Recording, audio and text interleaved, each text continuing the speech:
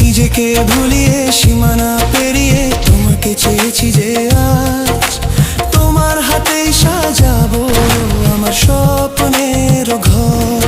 আমি তোমার প্রেমে পড়ে দুনিয়া ভুলে গেছি, তোমার ওই মায়াবী হাসি